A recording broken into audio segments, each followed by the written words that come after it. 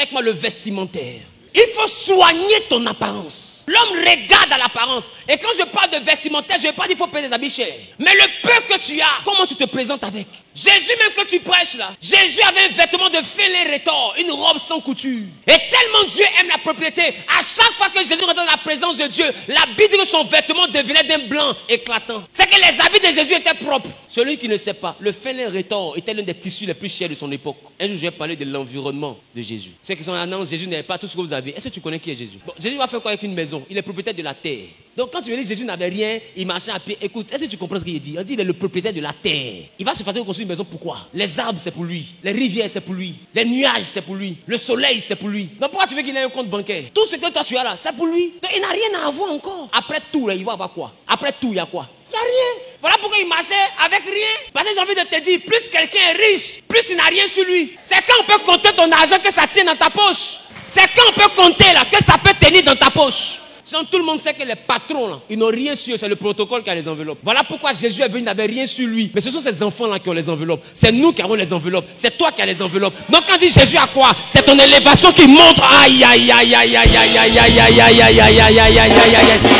Quand tu t'exprimes d'une certaine manière, il y a un type de personne à qui tu as causé. Mais il y a un endroit où ils vont mal te regarder. Pareil au vestimentaire. C'est pas dans tous les endroits où on va avec jean. C'est pas dans tous les endroits où on va en t-shirt. Des fois, Messi, il vient et puis il porte t-shirt. Il avait porté t-shirt, donc tout le monde peut porter t-shirt. Tu es Messi. Son nom le précède. Toi, tu es qui?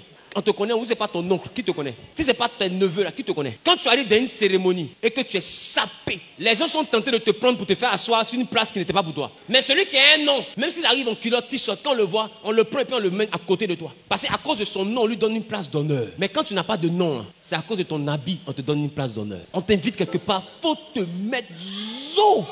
C'est-à-dire que tu t'attaches. La ceinture de sécurité est dangereusement mise. C'est que quand tu sors comme ça, on dit ça là c'est l'homme. Celle-là, c'est femme qui est là. Mais tu t'habilles, voilà sein, voilà fesse, on va en bas de ton bas-ventre. Non, écoute-moi bien. Voilà fente. Fente là ici, tu t'assois net, ton peu caleçon là-bas. Donc tu tiens un peu. Ma chérie, faut laisser, on va voir.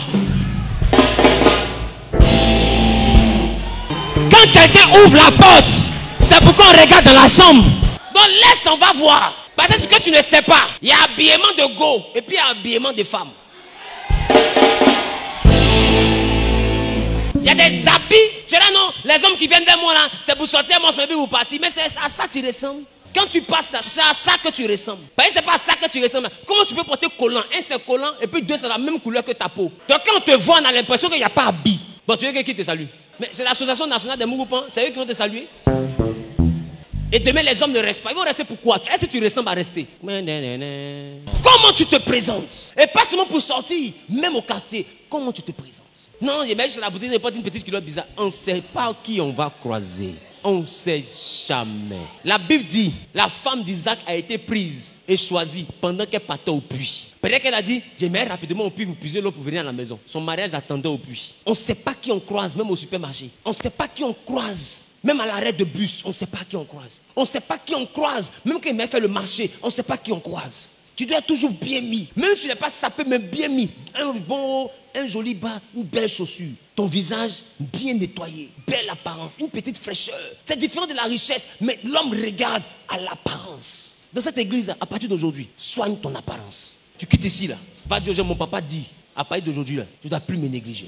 Quand tu vas commencer à soigner ton apparence, il y a une chose que les gens vont faire. Ils vont dire non, elle est orgueilleuse, il est orgueilleux, il aime faire malin. Écoute-moi bien, soigner son apparence, c'est différent de faire malin. Et puis l'humilité, c'est pas habit déchiré. L'humilité là, c'est pas habit déchiré. Ça va pas être ton habit est sale que tu es humble. L'humilité, c'est pas habit froissé. Donc il faut laver tes habits. Déjà, lave ton habit un peu. L'homme regarde à l'apparence. Il te faut avoir une apparence soignée à partir de maintenant. Il y a un style de vêtement, il ne faut plus te retrouver dans ça. Parce que tu vas loin. Habite-toi de manière présentable. Et habite-toi par rapport à là où toi tu veux aller. Là où tu rêves aller. Regarde comment eux s'habillent déjà à ce niveau-là. Et puis habite-toi comme ça. Quand on dit le dimanche, à partir de maintenant, je ne veux pas te voir ici en tapette. Si toi tu viens à l'église en tapette, donc il faut aller au mariage aussi en tapette. Parce qu'au mariage là, c'est pas pour honorer Dieu. C'est là-bas que tu te sapes.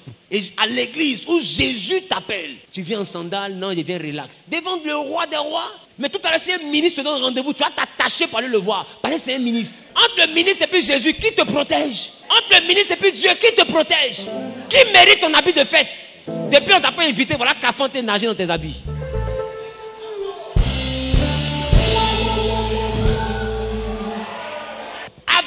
bien. Même si tu travailles chez les gens, sois propre.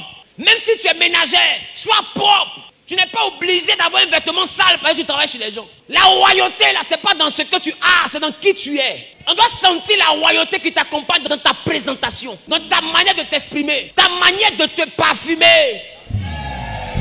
Parfume-toi. Sens bon. Je prophétise que tu sens bon à partir d'aujourd'hui. Quand tu quittes ici, fais comme ça. Et puis va payer citron. Dans le tabernacle, là, il y avait l'offrande des holocaustes. Et puis il y avait l'offrande de parfum. C'est-à-dire que Dieu lui-même, il aime parfum. Quand Jésus est venu, on a mis parfum sur ses pieds. C'est pour dire que l'affaire là, il faut te parfumer.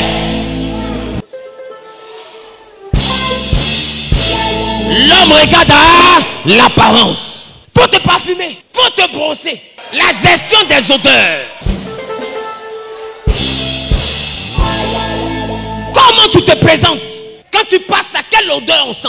Écoute-moi bien, c'est pas agréable de marcher avec un frère qui a des odeurs. C'est pas agréable de marcher avec une soeur qui a des odeurs. C'est pas agréable de vivre avec un homme ou une femme qui a des odeurs. C'est pas agréable. Mais bizarrement, tu aimes bisous. C'est toi qui aimes câlin. Mais qu'est-ce que c'est?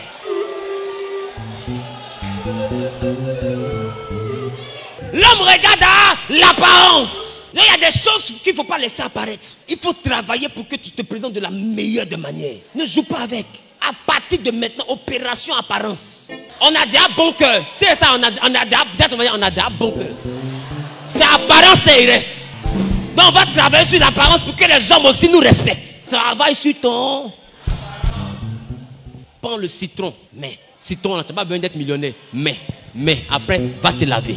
Va, tu achètes un déodorant ou bien un stick. Tu finis de te laver, tu mets. Tu es toujours frais. Tu sens bon. Dis à ton voisin, on est toujours frais. Genèse, on sent bon. On est toujours frais. On sent bon.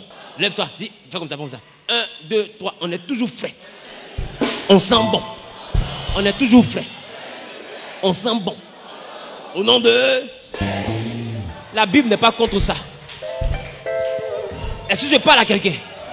Est-ce que je parle à quelqu'un? Toujours propre. Toujours frais. Même si tu arrives, ta petite chemise, ton petit pantalon bien repassé, même si c'est ton petit pantalon, même si c'est claquette, même si c'est quito, bien nettoyé, il n'y a pas la boue partout. Tu es propre. Quand Dieu voit ça là, il y a des portes, il va t'ouvrir. C'est tu es en train de dire à Dieu, Seigneur, la piste d'atterrissage des millions là a été nettoyée. Envoie maintenant. Balance ta sauce, le vieux. Je vais te montrer, il y a quoi d'en faire. Parce que déjà à la base, on dit celui-là, on sent que il y a un truc, il y a un truc. On dit celle-là, on sent que il y a un truc. La royauté, ça se sent dès le départ. Remarque, il y a des enfants là. Il est petit, mais il a déjà le truc. Il aime être propre. Maman, il aime me laver. Maman, faut changer mon habit à sauce qui est sur lui. Il a le truc. Tu vois ton frère qui se sape, il a la manière. C'est-à-dire, tu as l'impression que c'est l'orgueil. C'est pas l'orgueil, c'est la royauté. Parce que quelqu'un qui a l'assurance, la foi même là, ça donne un petit malin. Tu sais pourquoi? Parce que la foi, c'est une assurance. Donc quand tu marches, on peut penser que c'est le malin. En réalité, tu es posé sur le standard de l'excellence. Quand tu marches, tu sais qui tu es. Tu sais qui tu es. Tu sais qui tu es. L'homme regarde à l'apparence. Ne jouez plus avec votre apparence. Sinon les hommes vont s'amuser à vous. Même le prophète Samuel s'est trompé dans l'apparence. Prophète, il s'est trompé dans l'apparence. Donc si un prophète s'est trompé dans l'apparence, il y a ton apparence qui a fait que tu arrives comme ça et puis on dit non, aujourd'hui le patron ne reçoit pas. Et puis lui il ouvre la porte et dit non, je vais la recevoir, je vais la recevoir. Parce que depuis ton arrivée, il arrive dans la caméra. La personne qui arrive là. Remarque de fois tu t'en vas dans des endroits où il y a des rangs. Tellement tu es sapé, le vigile vient, madame, on peut vous aider. Ou bien quelqu'un soit venu, ah, on peut vous aider. Quelqu'un s'occupe de vous. On dit non, venez s'il vous plaît, venez. On t'enlève d'un rang. Parce qu'il y a habit de rang. Et puis il y a habit de venez s'il vous plaît. Ne joue plus jamais. Qui a remarqué ça? Ne joue pas avec ton apparence. L'homme regarde l'apparence. Si tu t'habilles en saférien, ils vont te prendre en n'importe quoi. À partir d'aujourd'hui, opération